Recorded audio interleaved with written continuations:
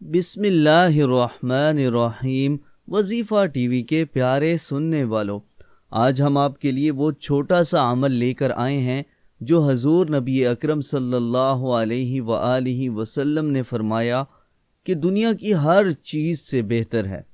تو حضرت ابو ہریرہ رضی اللہ عنہ سے روایت ہے کہ رسول اللہ صلی اللہ علیہ وآلہ وسلم نے ارشاد فرمایا، سبحان اللہ والحمد للہ ولا الہ الا اللہ واللہ اکبر۔